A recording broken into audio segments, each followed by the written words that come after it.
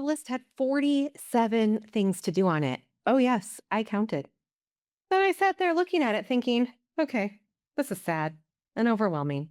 And where do I even start? Sound familiar? I am gearing up for self publishing the book, How to Clone Yourself. I've never self published a book before. I've never written a book like this before. And I had no idea where to start. And honestly, it all felt overwhelming. But before I could even launch the book, I have to write the dang thing. Where am I going to begin? Well, I did the only thing I know what to do when something feels massive and overwhelming and I don't know where to start. I started with the absolute easiest thing I could think of. The real reason projects stall or stop altogether isn't because you're not motivated. It's not because you're lazy. It's not because you don't know what you're doing or because you don't have enough time, though I know your time is precious. It's often because we start with the hardest thing. We look at a giant project like that, like writing and publishing a book, and it feels massive. It feels overwhelming and it feels hard.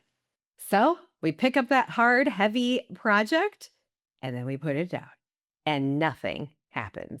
This is what happens with launches, with designing new offers, with having those hard team conversations, with looking at your financials, or revamping a revenue stream or adding a new offer or product. But that stops today because it's not you, it's the order in which we go about doing things.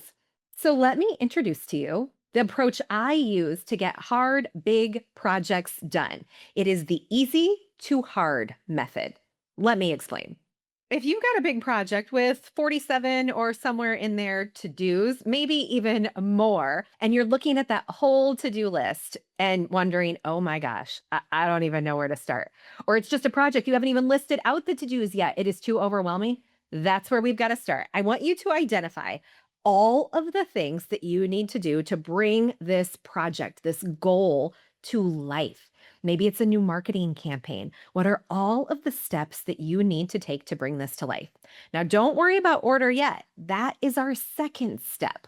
Of course, there are going to be some things that are time sensitive. So consider that as we lay this out.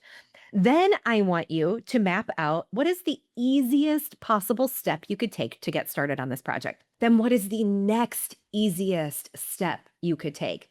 And before you know it, we are going to be at that thing that we once thought was so hard. So you're sequencing from easy to hard. So what you're going to do is the first easy thing, then the next easy thing, then the next easy thing. And by the time you get to the ladder, when you're at that thing that was once hard, it is not going to feel so hard anymore. And you're going to have all of this momentum behind you from doing all of those other things. And you're going to realize, wait, I'm almost there. I am freaking doing it. Yes, you are.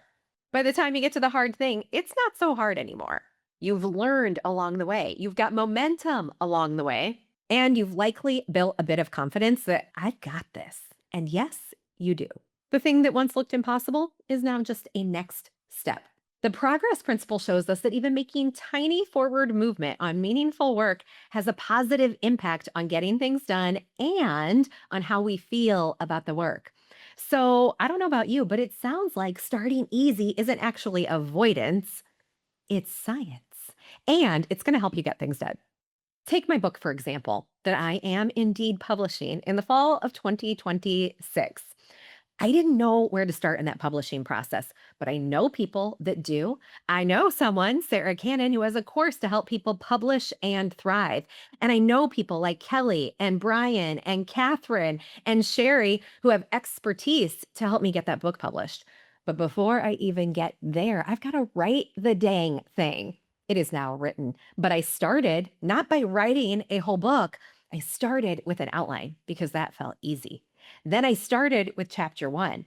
Okay, not the easiest, but it's feeling easier and easier and easier and easier and easier. And by the time I got to the step of let's publish this thing, all of the dominoes were falling and it was getting easier by the minute. Now I've got to turn my attention to marketing and telling people about this book. And I'm going to start the process all over again.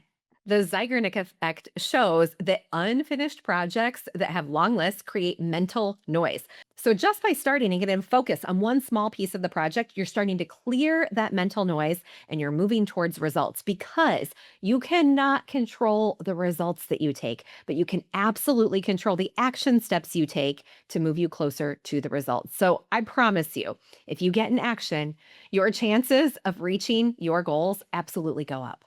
I break all of this down in the All the Things workbook to help you get all the things done in a strategic way. I'll tell you where to get that in the comments, so check that out. But in the meantime, I want to invite you to check out all of the things that you have to do or look at one specific project that you've been avoiding and identify what is your next easiest step to take. Just the easiest one, not the hardest, not the biggest, not the most important, not maybe even the one that has the most pressing deadline, because our goal now is just to start to get you that momentum, and then the dominoes are going to fall. Remember, you're not stuck because this project is too hard. We get stuck because we start at the wrong end of the project. So you start with what feels easy and you do that next. And then you ask the question over and over. And the hard thing doesn't get easier. You just build the roadmap to get to the destination. I had 47 things on that list, and I didn't start with the most important one. I started with the easiest one. That changed everything. Starting anywhere at all beats not starting any time. So, with that, you are 100% right on time to step into action on your next thing. I can't wait to see what it is. Let me know in the comments so I can cheer you on, and I'll see you in the next episode.